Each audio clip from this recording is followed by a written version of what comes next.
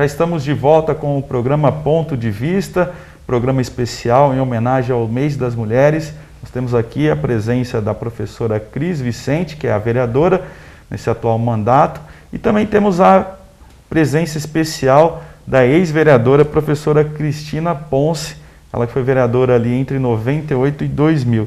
Então retorna a casa, aqui, a Casa Legislativa, né, a TV Legislativa, para estar falando sobre esse tema hoje. A gente está falando sobre a importância da mulher na política e também a importância da mulher na sociedade, né? A gente começou, né, voltar a pegar o gancho do assunto do finalzinho do primeiro bloco, a gente começou a entrar na questão da educação, né, como base, né, como para a evolução da sociedade, assim, para o melhor preparo da sociedade. E aí eu queria saber, estou com duas professoras aqui, a professora Cris também sempre participou do sindicato, né? Como é que vocês estão vendo hoje a presença dos professores no meio dessa pandemia? Não poderia deixar de fazer essa pergunta, já que estou até gravando aqui de máscara.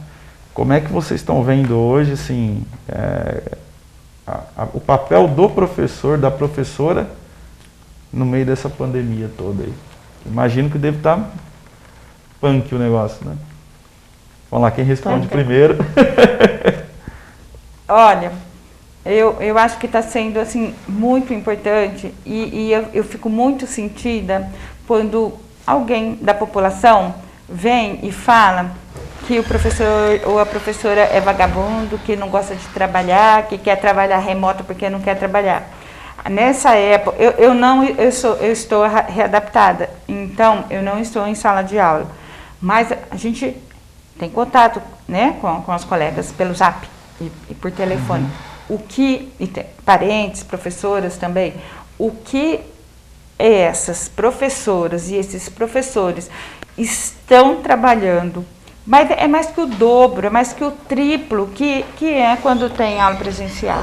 Então estão se inventando, na casa eles estão fazendo estúdios, não é todo mundo que tinha facilidade com a internet, com o mídia, estão se fazendo, estão indo, sabe assim, eles não param, se você pegar no Zap dos professores e dos professores, tem conversa de mãe e de pai de sábado, de domingo, de meia-noite. Qualquer horário. Qualquer horário. E a gente sempre foi assim, né, Cris? A gente trabalhou junto, eu e a Cristina. A gente sempre foi de atender, não tem problema de horário, a gente nunca tinha. Só que agora é demais, né? Assim, controlou. Eu vou imaginar que antes o aluno ou o pai esperava o momento da escola, né? Isso. Agora que a senhora está falando aí, ultrapassou isso. Está recebendo, manda mensagem meia-noite. Isso, mano. Teve uma dúvida, não importa a hora. Pergunta, porque assim, quando a gente estava na escola, né? Que a Cris foi coordenadora e eu trabalhava, né, ali com ela, os professores, os problemas, os pais, eles vinham até às 11 da noite, né? Agora que a escola estava aberta, mas não, agora eles o professor e a professora não deixa de atender. Sim. Atendem, sabe? Porque a gente não se envolve só com aquilo ali, é matéria, eu passo e pronto, acabou. Não, a gente se envolve com um todo, com a criança num todo. Então, é muito, eles estão se fazendo, estão se desdobrando, não é brincadeira, sabe? Não é brincadeira. E o salário não é bom e não tem reajuste, então não é brincadeira, não. É que está sofrendo, igual a população. Eles também estão perdendo amigos, também estão perdendo parentes, está com todo mundo, né? Então, assim, está uma situação de guerra, né? De pandemia, tá assim. E essa classe da educação está fazendo, sim, tipo, das tripas coração, não é? Como diz o ditado popular. Está fazendo das tripas coração. Então. E professora? A senhora até respirou, já respondeu. Já. Eu suspirei, né? Como ela disse, concordo com tudo. O professor, assim, eu sempre penso em tirar algum ponto positivo de toda a situação. Então, o que aconteceu na pandemia? Nós temos duas situações. As pessoas também estão muito esgotadas, né? A sociedade está esgotada como um todo, as pessoas estão perdendo a paciência. não estão convivendo como gostariam de conviver, né, socialmente, estão perdendo emprego, estão ficando com fome. Então, são muitas situações, um período de guerra mesmo, que você está falando, guerra. Mas eu senti que uma coisa foi, infelizmente nesse momento, mas que foi também a valorização dos professores, né, em contrapartida. Mesmo que hoje tenha pessoas que falam, mas ele não quer voltar, porque eu sei que as pessoas estão confusas, todos nós estamos. Cada hora é uma situação diferente, a gente não sabe lidar, ninguém nunca, né, teve contato com essa situação. Vamos falar a sinceridade, né? A gente imaginava que agora, só interrompendo a senhora, que agora com a vacina, a partir de 2021, a gente tinha esperança que num período desse início de março, a gente estaria numa normalidade, não teria, assim, pelo menos uma situação bem mais tranquila do que estava no ano passado, mas a situação está pior do que o ano passado. Então, eu acho, e isso causa uma angústia nas pessoas, isso causa sofrimento. E as pessoas acabam atacando pessoas que não têm por que atacar, que é o caso do professor. Porque até o ano passado todo mundo percebeu, e hoje também todo mundo sabe, como é difícil ensinar. Então eles tiveram na pele, muitas vezes a gente até falava na escola assim, qualquer um pode ser professor. Então eles abriam vaga para professor, então ia o engenheiro, ia o técnico, ia o bacharel, iam todos. E os licenciados, que são os professores que se formaram para aquela profissão. Então hoje as pessoas estão vendo dentro de casa que a profissão de professor não é tão fácil assim, não é tão fácil ensinar. Então isso é um ponto positivo que eu acho que a humanidade vai levar em consideração de hoje para frente. A gente não sabe quem vai sobreviver, né, de hoje para frente, mas as pessoas vão saber como é difícil ensinar. Não é para qualquer um, não é fácil e o professor consegue. E às vezes a gente fala assim, até às vezes tem professor que dentro de casa não consegue ensinar para o filho, né? Você é professor, dá aula para 40 crianças e para o filho ele tem dificuldade, porque é difícil mesmo. Mesmo sendo um professor, você trabalhar com o seu próprio filho ou com alguém da família. Mas assim, eu acho que esse ponto, eu acho que a humanidade acabou aprendendo de uma forma difícil, da pior forma, vamos dizer assim, que o professor é essencial, que não é fácil ensinar, que não é só dar aula, porque as pessoas falavam assim, você trabalha ou só dá aula? Né? Como se dar aula não fosse trabalho. Isso era uma constante, as pessoas falavam isso muito, eles achavam que o professor não tinha trabalho. E eles veem agora como é difícil, como o trabalho intelectual do professor é difícil. E tem essa situação do professor hoje estar se adaptando a outras tecnologias. Eu ainda sofro muito, eu ainda estou aprendendo, porque eu não sou da era tecnológica, não sou da era digital, eu sou da época da datilografia. Também, viu? Você também? Eu também. Fiz cursos de datilografia. Olha lá, o Dernival também está lá, sinalizando que fez. Então, eu não sou da era digital. Então, a gente precisa aprender a era digital. Então, é muito difícil. Então, eu trabalhei com lives na minha campanha, inclusive, aprendi a fazer lives ali.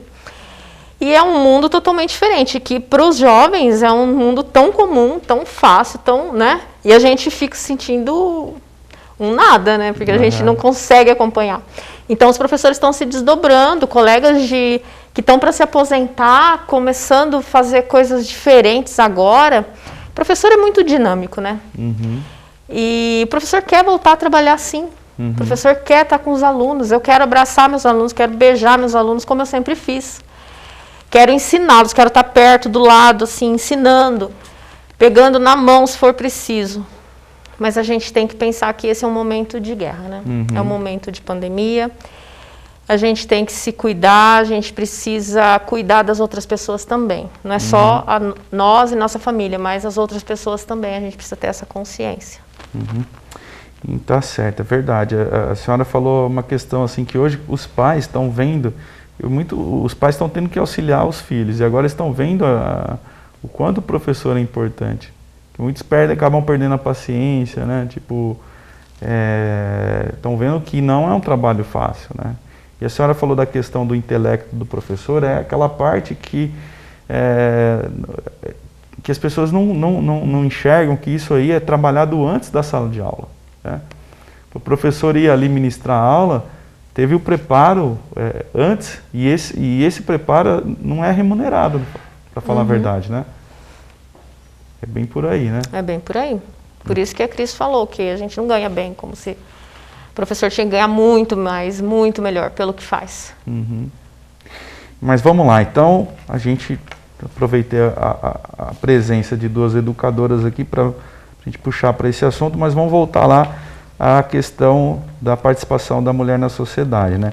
Um ponto também que chama muita atenção, e pegando ainda o gancho da pandemia, foi que houve um aumento no número de violência contra a mulher, principalmente no período de isolamento, né?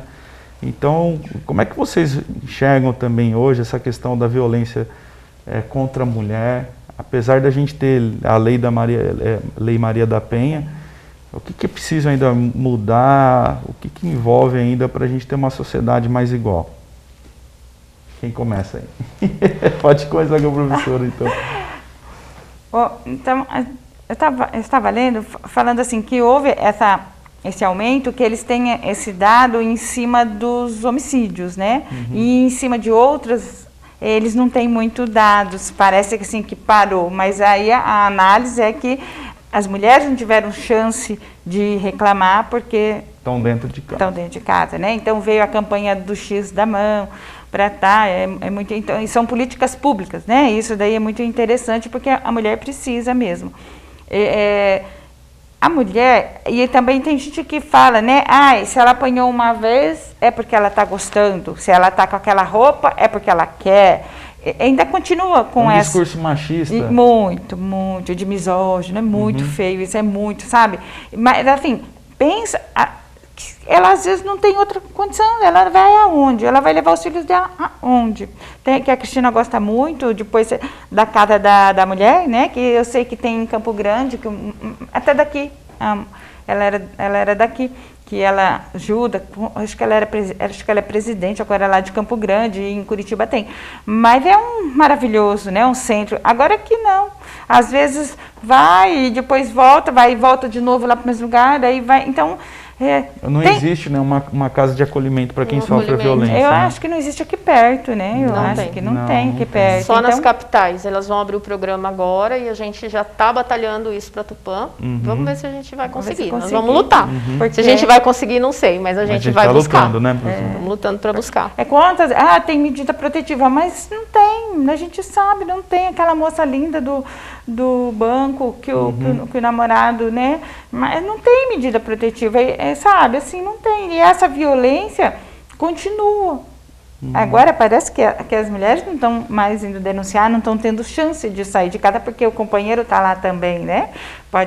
Então, assim, tem. Então, é complicado. Assim, nossa, o pessoal que tem que estudar isso. Você acha que é uma questão cultural? Vocês acham que é uma questão cultural, essa do homem se sentir superior ou dono da mulher? Porque a gente percebe que muito da violência muitas vezes está envolvido vício, né, alcoolismo, drogas, mas também tem aquela questão, assim, principalmente quando há o término de um relacionamento, parece que o homem não aceita isso, aí que parte para uma violência contra a mulher, né?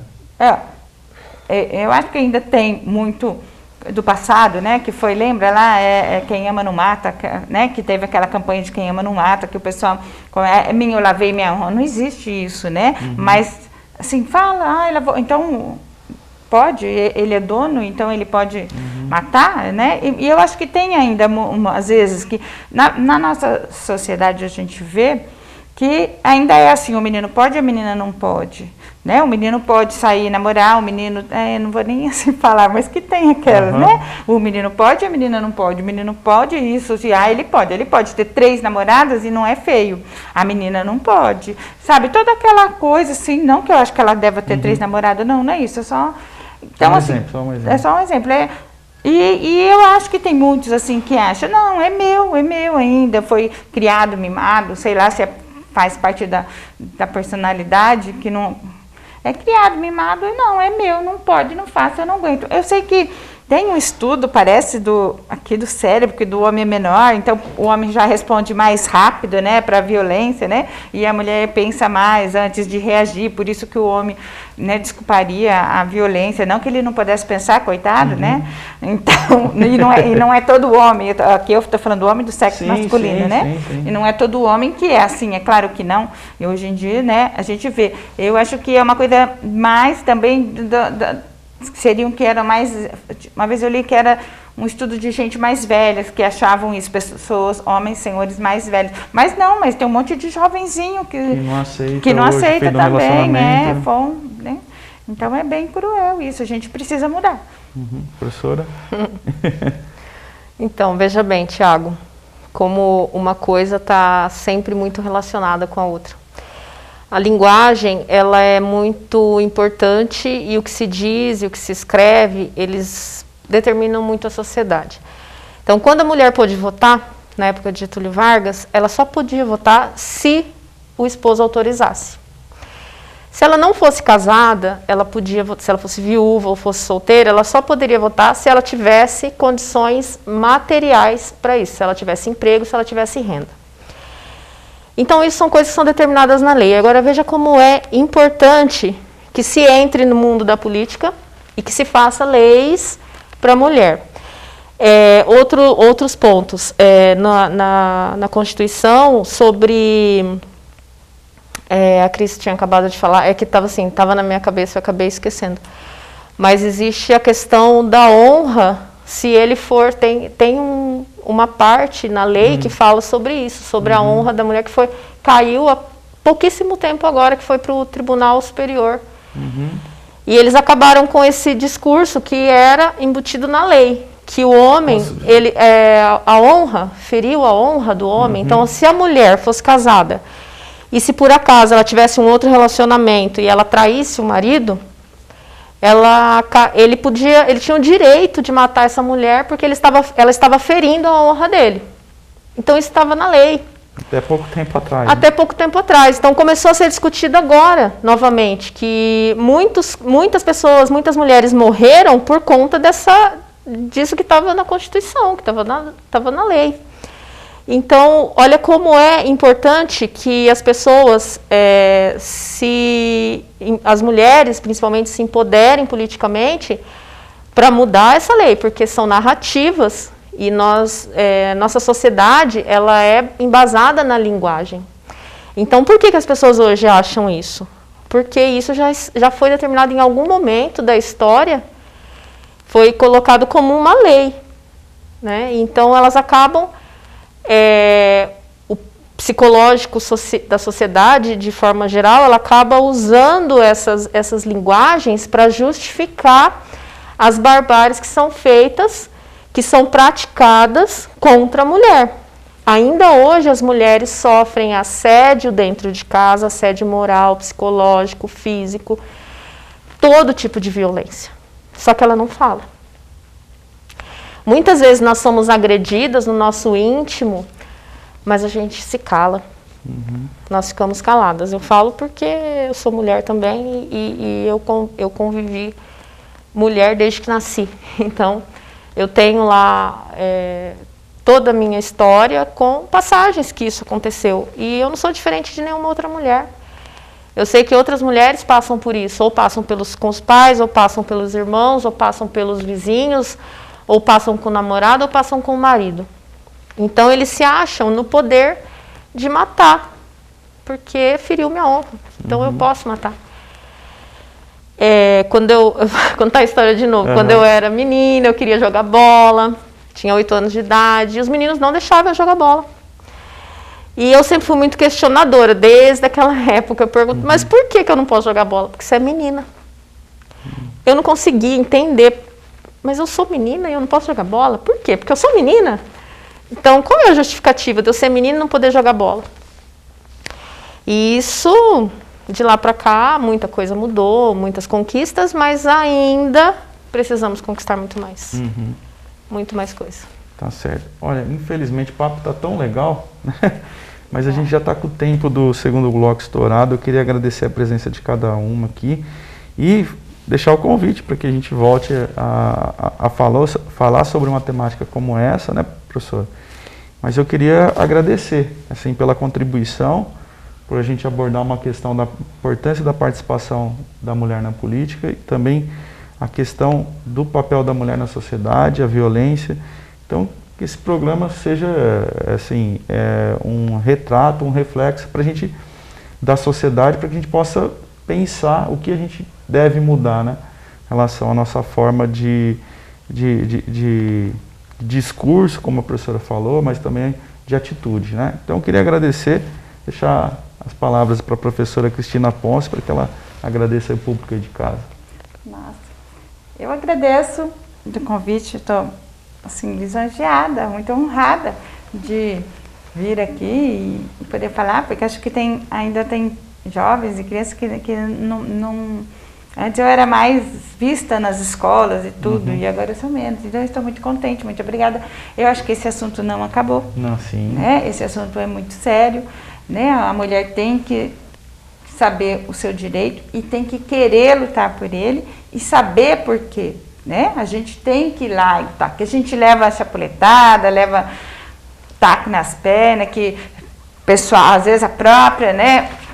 Às vezes próprias mulheres também, depende da posição que estão, querem derrubar a gente que fala, que questiona, né? A gente que é meio que nem a Cris, né? Que nem assim, que a gente sempre pergunta, questiona, mas por quê? Levanta a mão, a gente incomoda, né? Então a gente tem que incomodar sim, porque a gente incomodando, a gente vai trazer para discussão e aí a gente vai ver o que pode ser feito ou não. Então, beleza, muito obrigada. A gente que agradece, professora Cris. Eu agradeço a oportunidade de estar aqui, Thiago, falar por esse tema tão importante, que a gente deve sempre discutir mesmo, colocar em pauta, colocar na agenda de discussão. Mas eu queria falar rapidamente por que eu estou aqui. Uma das pessoas, eu acho que me inspirou, foi a Cris. Ela trabalhou junto comigo, eu fui coordenadora e ela era professora readaptada, eu aprendi muita coisa com ela. Muito das questões sociais, muito das questões de caráter, de olhar para as pessoas, de olhar os problemas, de tentar resolver. A gente resolvia muita coisa juntas. E ela foi minha inspiração. Ela me levou para a POSP. Com pouco tempo eu já estava como representante de escola. Então, eu estar aqui hoje, muito é culpa dela. Então eu queria muito agradecer e falar que ela é uma pessoa assim, fantástica, espetacular. Bacana, legal. Eu digo mesmo, essa menina é muito guerreira, ela é porreta, ela não foge da luta e vai sempre procurando, sabe, lá, enquanto a gente trabalhava junto, a Cris sempre, para todos os alunos e as alunas, sempre, mas para aquele que precisava mais ainda, sempre foi atrás, sempre foi, nunca mediu o esforço, nunca mediu o tempo, nada. Então, a Cris é uma guerreira mesmo, ela sempre foi. Mas você estava junto comigo. Novos, querendo fazer, querendo inovar, e sempre para melhor, sempre para levar e sempre melhorar, e melhorar a autoestima daquelas crianças, né? A gente sabe, né, como que foi, assim... Vocês lecionaram junto no Irene, né? Irene Resina. Isso, lá na Zona Leste. Mais no período noturno, né? Porque eu tenho outro cargo, então era mais da tarde para a noite que a gente ficava lá. E ia. A escola é maravilhosa, né? A escola era maravilhosa, os alunos a gente também, mas tem os problemas, assim como todos têm. E aí a Cristina nunca desistiu, nunca foi, sempre foi atrás e inventa uma coisa e vamos pensar. Foi maravilhoso para mim, né? Obrigada, eu fiquei emocionada. não sabia que era assim. Muito obrigada. Poxa, que legal. Agora você já sabe. Agora já sabe. Que legal. Obrigado, viu, por compartilhar, dividir esse momento assim especial. O professor está emocionado, com os olhos aqui cheios de lágrimas, mas assim, é bacana o reconhecimento. Eu só não vou pedir para vocês darem um abraço aqui, porque estamos na pandemia, né, gente? Mas que legal, obrigado por compartilhar essa história e parabéns pela história de vocês. Professora Cristina, tanto na história da educação, mas também como uma participação política. A professora Cris também militante da educação, agora também começando, né, na área política também, a escrever a sua história. Então, eu queria parabenizar, para mim é um motivo de orgulho estar dividindo aqui esse espaço com vocês, nesse mês especial, mês de março, mês das mulheres. Então, muito obrigado por vir aqui, expressar o ponto de vista de cada um e principalmente compartilhar algo tão bacana que é o agradecimento. Isso é uma virtude do ser humano, né? Agradecer, reconhecer a virtude muito bacana que o ser humano às vezes esquece, né professor? Tá certo? Eu queria agradecer então e agradecer você aí de casa que acompanha a programação da TV Câmara, um canal a serviço da população.